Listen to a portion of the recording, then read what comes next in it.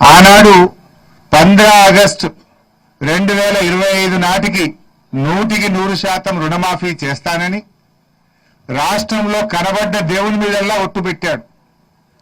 దేవుడి మీద ప్రమాణం చేసి మాట తప్పిన బహుశా భారతదేశంలో తొలి ముఖ్యమంత్రి రేవంత్ రెడ్డి. నిస్సిగ్గుగా ఇంకా ఉల్టా దబాయిస్తాడు, రుణమాఫీ అయిపోయింది అంటాడు. ఏ ఊరికి పోయినా ఆటన మందం కూడా కాలే. అంటే దేవుడు అంటే ఆయనకు ఒక భయము లేదు, భక్తి లేదు. కేసీఆర్ గారేమో దేవాలయాలు కట్టిండు, రేవంత్ రెడ్డి ఏమో దేవాలయాలను కూలగొడతా ఉన్నాడు. యాదాద్రి లక్ష్మీనరసింహస్వామి దేవాలయాన్ని అద్భుతంగా నిర్మించిన ఘనత కేసీఆర్ గారిది. హైదరాబాద్ లో విశాఖ పీఠానికి అద్భుతమైన సరస్వతి దేవాలయానికి స్థలాలిచ్చింది కేసీఆర్ గారు. కానీ రేవంత్ రెడ్డి ఏం చేసిండు? మన ఉగాది పండుగ పూట పోయి విశాఖ పీఠాన్ని కూల్చేస్తా, అక్కడున్న సరస్వతి దేవాలయాన్ని కూల్చేస్తా అని అధికారులను తోలిండు. ఇవాళ వరంగల్ జిల్లా నర్సంపేట తాలూకా ఖానాపూర్ మండలం అశోక్ నగర్ లో 800 ఏళ్ల కింద నిర్మించిన కాకతీయ రెడ్డిరాజులు నిర్మించిన గణపతి దేవుడు నిర్మించిన అద్భుతమైన శివాలయాన్ని కూల్చివేసినారు. ఇప్పుడేదో బుకాయించే ప్రయత్నం చేస్తున్నారు. చూడండి, ఆ శివాలయానికి రక్షణగా పెద్ద కోటగోడ లాంటి కట్ట కట్టారు, ఆనకట్ట. ఆ కట్టను కూడా తొలుచుకుంటూ లోపలికి పోయినప్పుడే అర్థమవుతుంది ఇంత పెద్ద కట్ట ఎందుకు కట్టినారు. లోపల ఉండే శివాలయానికి రక్షణగా ఆల్ రౌండ్ అంత పెద్ద కట్ట ఆ రోజుల్లో కట్టారు. ఆ కట్టను ఏ రకంగా తొలిచారో మనం చూస్తున్నాం. ఆ కట్టను తొలుచుకుంటూ లోపలికి వెళ్ళి ఆ దేవాలయాన్ని కూల్చారు. ఇదంతా కూడా తెలియక జరిగింది కాదు, తెలిసే జరిగింది. ఎందుకు ఈ మాట అంటున్నామంటే, సరే రేవంత్ రెడ్డి గారికి కూల్చుడు కొత్త కాదు. హైదరాబాద్ లో హైడ్రా పేరిట పేదల బతుకులు కూల్చిండు, పేదల ఇండ్లు కూల్చిండు, చివరికి దేవాలయాలు కూడా కూలుస్తున్నాడు. ఆయన ముఖ్యమంత్రిగా కట్టిందేం లేదు, కూలగొట్టుడే తప్ప. పేదల ఇండ్లు కూల్చుడు, పేదల బతుకులు కూల్చుడు, దేవాలయాలు కూల్చుడు, మసీదులు కూల్చుడు, చర్చిలు కూల్చుడు. ఇవాళ ముఖ్యమంత్రి రేవంత్ రెడ్డి ప్రమాణ స్వీకారం చేసిన తొలినాలలో ఒక మాట నాకు గుర్తొస్తా ఉంది. నేను సెక్రటరియట్ లో పోతే లంక బిందెలు ఉంటాయనుకున్నా, కానీ ఇక్కడ సెక్రటరియట్ లో చూస్తే లంక బిందెలు కనబడతలేవు అని మాట్లాడిండు. రేవంత్ రెడ్డి ముఖ్యమంత్రి అయింది లంక బిందెలు ఎత్తుకోవడానిక? అందుకే ఆయన ముఖ్యమంత్రి అయిన తొలినాలలో ఏం చేసిందంటే, ఆ నిజాం కట్టడాలు ఉండే హైదరాబాద్ చుట్టూ ఆయన అనుయాయులను పెట్టి అడవి లంక బిందెలు దొరుకుతాయేమని బాగానే ఎతికిండు. ఆ నిజాం కట్టడాలు, నిజాం చారిత్రక భవనాల చుట్టూ ఆయన అనుయాయులతో చాలా రోజులు ఎతికిండు. మరి ఆయన దొరికినాయో దొరకలేదో నాకు తెలియదు. ఇప్పుడు ఇక మన మీద పడ్డాడు, కాకతీయుల మీద.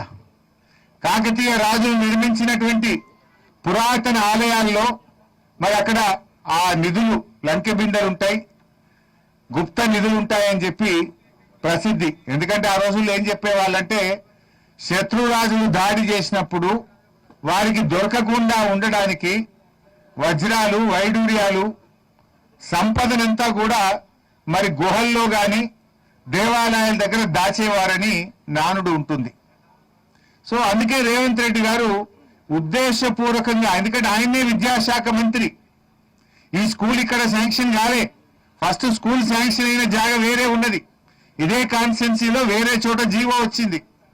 అక్కడి నుంచి ఇక్కడికి మార్చడము, అర్ధరాత్రి పూట తవ్వకాలు జరపడం అంటే ఇది రేవంత్ రెడ్డి డైరెక్షన్ లో గుప్త నిధుల కోసం జరిగిన తవ్వకము. గుప్త నిధుల వేటలో 800 ఏండ్ల చారిత్రక సంపద శివాలయాన్ని కూల్చివేసిండు ఇవాళ రేవంత్ రెడ్డి గారు. ఇవాళ ఎందుకు ఈ అనుమానాలు వస్తున్నాయంటే మేం చెప్పడం కాదు, ఇది జిల్లా అధికారి, జిల్లాకు చెందిన assistant director department of heritage and culture Bujji గారు, ఆయన కలెక్టర్ గారికి రాసిన లేఖ ఇది. ఈ వరంగల్ జిల్లా హెరిటేజ్ అధికారి బుజ్జి గారు రాసిన లేఖ. ఇందులో ఆయన ఏమంటాడంటే స్పష్టంగా, గర్భగుడి కింద, ప్రాచీన ఆలయ ప్రదేశాల కింద సాంప్రదాయకంగా ఉంటాయని నమ్మే గుప్త నిధులు లేదైనా విలువైన వస్తువుల కోసం ఈ తవ్వకాలు జరిపి ఉండవచ్చును అని మేమనడం లేదు. ఈ జిల్లా అధికారి కలెక్టర్ గారికి కంప్లైంట్ చేశారు. పురావస్తు శాఖ అధికారి కలెక్టర్ గారికి కంప్లైంట్ చేశారు. 7వ తేదీ కంప్లైంట్ చేస్తే ఇవాళటి వరకు ఎఫ్ఐఆర్ కాలేదు. ఇవాళటి వరకు కలెక్టర్ గారు చర్యలు తీసుకోలేదంటే దీని వెనుక రాష్ట్ర ప్రభుత్వ పెద్దలు ఉన్నారు కనుకనే కలెక్టర్ గారికి ధైర్యం చాలతలేదు.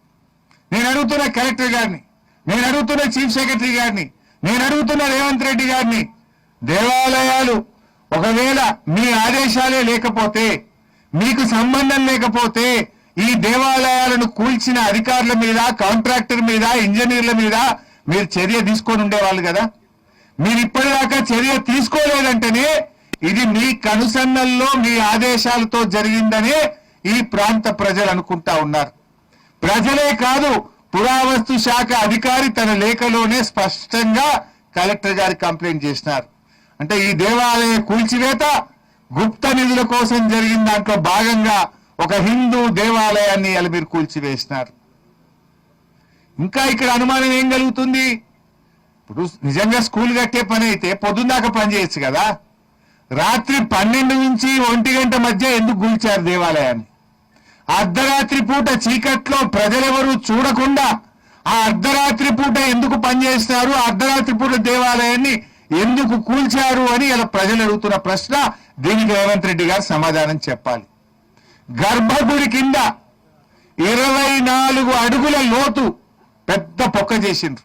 ఎందుకంటే గర్భగుడి కిందనే గుప్త నిధి ఉంటదని నాను ఉంటది కనుక ఆ గుప్త నిధి కోసం అర్ధరాత్రి పూట గర్భగుడి కింద 24 అడుగుల లోతు తవ్వారు. ఇది మేం చెప్పలే, ఆర్కియాలజీ డిపార్ట్మెంటే చెప్తున్నది. తవ్వి మరలో వెళ్ళినాయా, ఎత్తుకపోయిందా, ఏమైందో మాకైతే తెలియదు. తర్వాత మళ్ళీ మట్టి నింపిండ్రు, దాంట్లో సగం అంతా నింపిండ్రు, ఇంకా కూడా పొక్క ఉన్నది. అది మేం చెప్పలే, ఆర్కియాలజీ వాళ్ళు లోపలికి వాళ్ళ పద్ధతుల్లో టెక్నికల్ గా